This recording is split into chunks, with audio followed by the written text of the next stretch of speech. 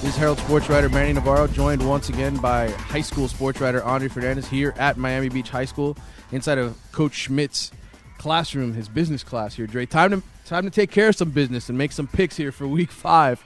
Let's start off with a team that took care of business last week, the Coral Reef Barracudas, in overtime, knock off Killian, 21-20. They're 3-1 now. They take on an undefeated Coral Gables team. Who you got? This is an interesting one because both had their big wins last week. Obviously, this is a non-district game, but it's something they'd like to win just to continue to prove how far they've come.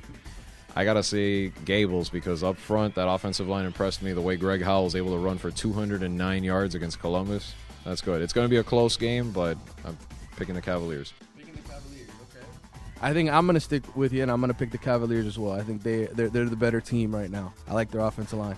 I'm just glad you're making picks again because for a second I'm like, what is this, moderating, no picks? It used to be fun when you used to go against. All right, American Heritage taking on Daytona Beach Mainland. Dre, this Mainland team's ranked in the state poll, undefeated. I saw Heritage last week against Chaminade. They had their backup quarterback in there, Brandon Vicens. I didn't like the way the offense was running. I think this is a game where they lose.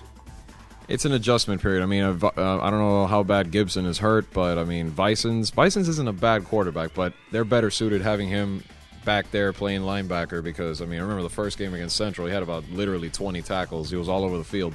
But if they can get those things straightened out, they're at home. It's a tough opponent, obviously, but I got to stick with the local team that looks like a state title contender. I'm going with Heritage. All right, I say if Vicens is at quarterback and not playing linebacker, Mainland wins. That's what I'm picking. All right, we got Everglades taking on Cypress Bay. We've talked about Cypress Bay's struggles. Everglades 2-1. The loser of this game is pretty much done, I think. Yeah, I mean, arguably, it doesn't really matter right now. A lot of people think both of these teams are done just because Miramar's so good and Flanagan with that big win. But there are still games to be played. It has to happen. Cypress Bay's hoping not. And I think this is the kind of game that they right the ship a little bit over there. I think they get some things worked out. Everglades is still a young team. Art Taylor's going to have them on the rise little by little, but I can't see Cypress Bay losing 2 weeks in a row. Yeah, I think Guandolo rights the ship this week. Cypress Bay wins. All right, we talked about Everglades. How about Monarch 4-0 at Douglas? That's an interesting game. Douglas is 2-1. Yeah, Monarch, right now 4-0 looks good, but I'm still kind of like in wait and see mode before I put them in any kind of like a top 20 ranking or anything like that.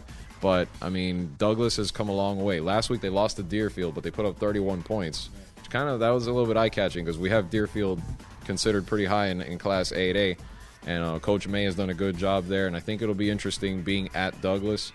I'm going to give Monarch the benefit of the doubt. I think they're going to win this game close. They're going to keep their undefeated record going until they get a little later in the season when they have to play Deerfield and teams like that. I'm going to go with the upset. I think Douglas shocks the world this week and beats Monarch. I do. I think Coach May, like you said, has done a good job there building this thing up. And, Monarch, I think sometimes you can get a little bit ahead of yourself. You start looking ahead to other games, and this might be one of those situations.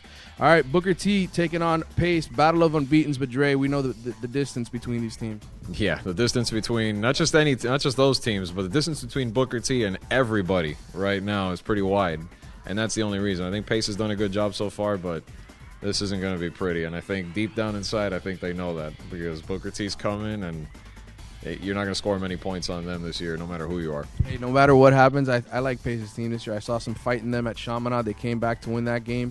Their quarterback's done a nice job. I think they've got some good players at the wideout and DB position. So, listen, just not this week. No, Booker T wins. All right, we're here. Let's talk about the big one. Miami Beach and North Miami, two undefeated teams taking on each other Friday night, Memorial Stadium, and significant because of where the location is. Yeah, because Memorial Field's been out of commission for renovations for over a year now, but drove by there on the way in here and looks nice. I mean, the field turf is there now. They're going to have a nice ceremony Friday night to kind of, open the park, so to speak. They're going to be the first act of the new and improved Memorial Field. I mean, the Bulldogs are still behind the end zone, but they'll get that out of the way. And once the teams hit the field, I think you're going to see two teams that are right on the cusp of really breaking through to potentially get in the playoffs. I think Beach has a tougher district in the sense of they're going to have to go against Gables, who's gotten a lot better. Columbus is still good, even though they're 1-3 right now. But in this particular game, we'll see what happens. North Miami's done a good job on defense. They haven't allowed a point yet in any game, and includes that 3-0 win over American that really surprised us. Well, I'm gonna see what you think before. I'm going to pick Beach High. I think Coach Cradman's done a phenomenal job here. I think he's got some good athletes. North Miami, obviously, he's done a good job too. But I'm going to pick Beach High. I think they opened the stadium with a win. I think momentum's on their side, but down the road, I'm going to say this for the Pioneers. I think they have a good chance of maybe upsetting the status quo in their own district. All right, that wraps it up for this week. We'll see you next week.